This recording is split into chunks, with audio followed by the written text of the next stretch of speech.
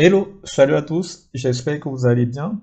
Aujourd'hui, je vous propose un tutoriel sur la création de graphiques de CAD sur Excel. C'est quoi les graphiques de CAD? Ce sont des graphiques qui permettent de comparer des valeurs et d'afficher des catégories dans différentes régions géographiques. À titre personnel, à chaque fois que j'ai à comparer des données géographiques, je préfère les représenter sous forme de graphiques de CAD plutôt que sur les autres types de graphiques d'Excel que peuvent être les histogrammes, les secteurs, les nuages de points parce que, à mon sens, c'est beaucoup plus parlant.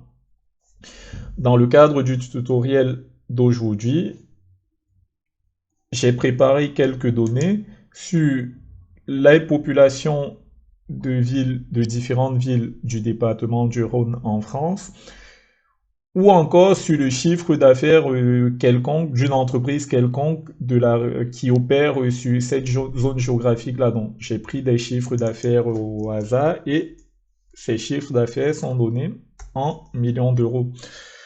Donc, la première étape, lorsqu'on souhaite créer un graphique de CAD, c'est de mettre nos données sous forme de données géographiques. Donc, pour ce faire, je vais sélectionner l'ensemble de mes données. Je vais aller dans Données et je vais cliquer sur Données géographiques. Donc, l'ensemble de mes données sont reconnues et automatiquement, on a ce symbole-là qui s'affiche sur lequel je peux cliquer et afficher les caractéristiques de la région qui a été automatiquement reconnue par Excel. Je vais mettre mes données sous forme de tableau en allant dans Insertion et en cliquant sur Tableau. Donc, si je souhaite rajouter une nouvelle région, donc ça peut être une ville, il suffit de mettre le nom et automatiquement ce sera reconnu. Ça peut être un pays, ça peut être un département et automatiquement ce sera reconnu. Par contre, si la région n'est pas reconnue, on aura le point d'interrogation pour nous indiquer que Excel ne reconnaît pas cette zone géographique. Ça peut être des zones également hors de la France, hein. Je peux mettre Bamako, je peux mettre Cameroun, je peux mettre Algérie.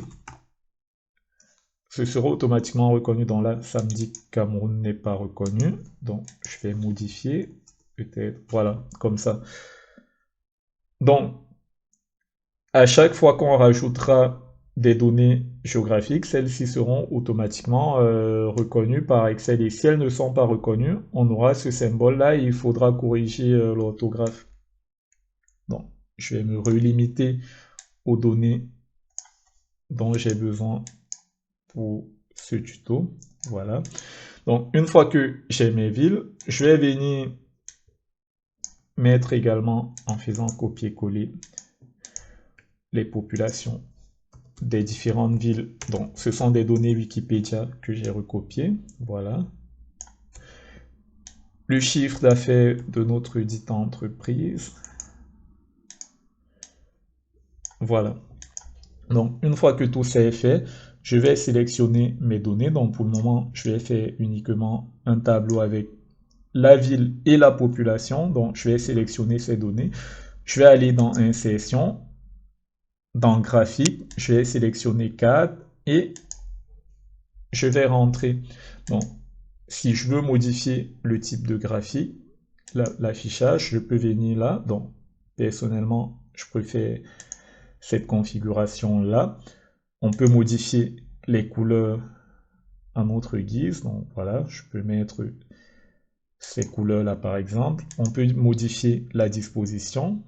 Donc, je peux choisir une disposition différente de celle qui est affichée. Et ensuite, élément important, je peux décider, là, dans ce cas, de manière automatique, j'ai rentré des données, mais j'ai un graphique qui va au-delà de mes données, parce que automatiquement, Excel a reconnu que c'était des données de villes du département du Rhône, donc il ne s'est pas limité à ces villes-là, il a représenté tout le département du Rhône. Donc pour modifier ça, suffit que je sélectionne le graphique, que j'aille dans la mise en forme, option des séries. La projection cartographique, ça n'a pas vraiment d'importance. Ça aura une importance si on met une carte qui affiche tous les continents.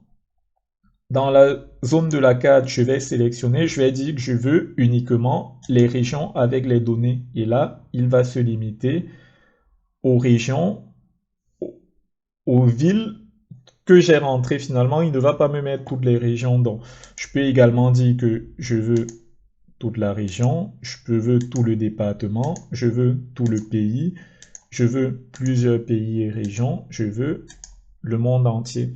Mais là, ça n'a pas d'intérêt d'afficher le monde sur mon graphique, donc je vais dire uniquement les régions pour lesquelles j'ai les données. Au niveau des étiquettes, je peux dire que j'affiche tout. Donc là, dans ce cas, il va m'afficher les noms de mes villes. Donc là, je vais aller... Donc, c'est toujours mieux de venir pour les étiquettes, de cliquer, de mettre ajouter des étiquettes de données. Voilà, comme ça. Ensuite, en cliquant sur une des étiquettes, je peux venir dans les paramètres, décider si je veux afficher la valeur, le nom de la catégorie. Voilà, je peux décider des paramètres que je veux voir afficher. Donc là, si je veux rajouter la valeur, je la rajoute simplement. Et pour les zones qui ne se voient pas bien, suffit d'agrandir pour mieux voir. Donc là, il me demande le type de séparateur. Donc je peux dire nouvelle ligne, voilà. Le nombre, donc je peux mettre le format standard ou d'autres formats. Donc là, je peux dire format nombre ou autre chose. Donc moi, je vais mettre un format spécial pour demander, pour avoir un séparateur. Voilà. Donc en le mettant, j'ai un séparateur au niveau, un séparateur de milliers qui s'est rajouté.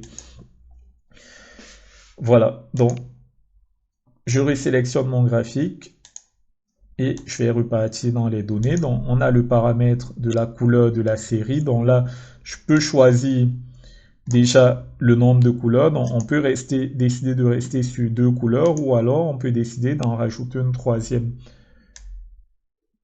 Et là, on a des valeurs, déjà des valeurs détectées automatiquement par Excel. On peut toutefois décider de venir nous-mêmes rentrer les valeurs qu'on veut en mettant plutôt nombre. Et là, je vais modifier, je vais dire ma valeur inférieure, elle est plutôt 10 000 que 13 000. La valeur intermédiaire, elle est plutôt 26 000 par exemple. Et la plus grande valeur, je vais la mettre à 525 000 par exemple. Voilà. Et automatiquement, les couleurs de mon graphique vont se mettre à jour.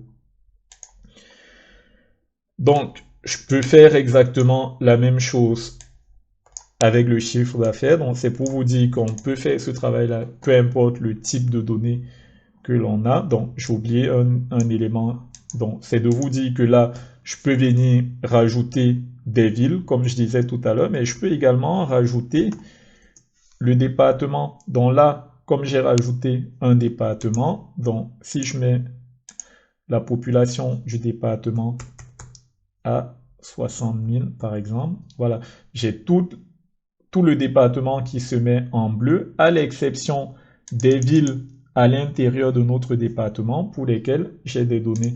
Donc, je peux également mettre un autre département, Isère, voilà, et automatiquement, il va s'afficher lui à côté. Je peux mettre le pays, un autre pays, par exemple l'Allemagne. Voilà, du coup les données elles ne sont plus très grandes parce qu'on a notre département là, on a l'Allemagne plus loin. Donc Allemagne en Provence, ça m'a mis d'ailleurs. Donc c'est pas forcément intéressant.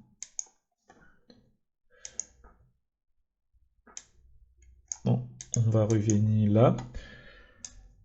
Je peux également modifier le titre de mon graphique. Donc je peux venir dire population du Rhône. Donc, et comme je vous l'ai dit, on peut le faire avec tout type de données. Je peux refaire le même exercice avec les villes et mon chiffre d'affaires. Donc, je sélectionne les données. Je vais dans insertion 4. Voilà. Et j'aurai désormais une carte plutôt avec le chiffre d'affaires. Donc, je reprends les mêmes étapes. Je vais dans l'option de la série. Je dis que je veux uniquement les régions avec les données. Je veux toutes les étiquettes. Voilà. Je veux, si je souhaite, je peux changer les couleurs. Qu'est-ce que je peux mettre? On peut passer d'un bleu foncé vers un vert foncé. Voilà. Et je peux à nouveau modifier les nombres comme je le souhaite. Donc, je peux mettre de 0 à 400 par exemple. Voilà.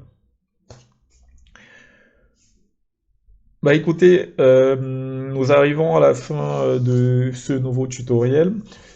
J'espère vous avoir appris de nouvelles choses. N'hésitez pas à me donner vos avis en commentaire. N'hésitez pas à me dire ce que vous en pensez de cette fonction d'Excel que moi je trouve, non, de cette option d'Excel, pardon, que moi je trouve très intéressante, que j'aime bien utiliser. N'oubliez pas également de vous abonner à la chaîne pour pouvoir bénéficier des prochains tutos. Salut, à bientôt.